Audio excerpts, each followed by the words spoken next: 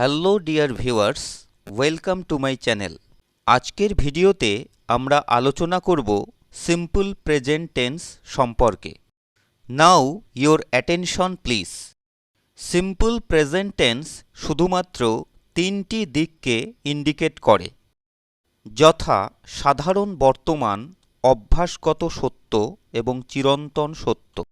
অর্থাৎ এই তিনটি ক্ষেত্রে আমরা সিম্পল প্রেজেন্ট টেন্সকে ব্যবহার করে থাকি। সিম্পল প্রেজেন্ট টেন্সকে প্রেজেন্ট ইনডেফিনিট টেন্সও বলা হয়ে থাকে।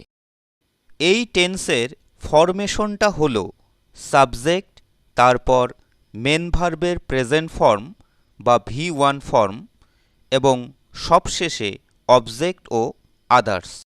এবার আমরা উদাহরণের সাহায্যে বিষয়টাকে ক্লিয়ার করব। বর্তমানকালে কোনো কাজ হয়ে থাকলে সেটা সাধারণ বর্তমানের অন্তর্গত। For example, I write a letter. আমি একটি চিঠি লিখি। এখানে চিঠি লেখা কাজটি বর্তমানকালে সাধারণভাবে ঘটেছে। এখানে আই হলো সাবজেক্ট, রাইট হলো মেন ভার্বের প্রেজেন্ট ফর্ম এবং আ লেটার হলো অবজেক্ট। সিমিলারলি বর্তমানকালের নিত্য অভ্যাস বোঝাতেও এই টেন্স ব্যবহৃত হয়। নিত্য অভ্যাস বলতে প্রতিদিনের অভ্যাসকে বোঝানো হয়ে থাকে। For example, they play football every afternoon. অর্থাৎ তারা প্রতিদিন বিকেলে ফুটবল খেলে। বাক্যটিতে প্রতিদিনের অভ্যাস বোঝানো হয়েছে। এখানে they subject, play main verb, football হলো অবজেক্ট এবং এভরি আফটারনুন আদার্স ক্যাটেগরির অন্তর্গত। একইভাবে চিরন্তন সত্য বা ইউনিভার্সাল ট্রুথ বোঝালেও প্রেজেন্ট ইনডেফিনিট টেন্সের ব্যবহার হয়ে থাকে। চিরন্তন সত্য বা ইউনিভার্সাল ট্রুথ বোঝাতে আমরা সেই সকল সত্যকে বুঝি যেগুলির পরিবর্তন অসম্ভব। For example, the sun rises in the east. অর্থাৎ সূর্য পূর্ব দিকে উদিত হয়।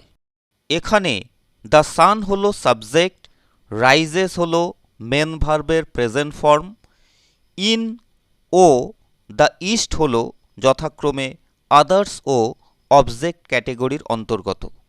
তবে এ প্রসঙ্গে উল্লেখ্য যে সাবজেক্ট যদি থার্ড পারসন সিঙ্গুলার নাম্বার হয় তাহলে মেন ভার্বের সঙ্গে এস বা ইএস যুক্ত করতে হয়।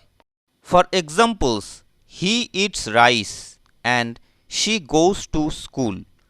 দুটি ক্ষেত্রেই মেন ভার্বসের সাথে যথাক্রমে এস ও ইএস যুক্ত করা হয়েছে। Hope you all understood the class.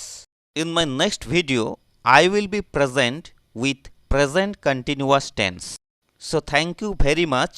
Stay blessed with God.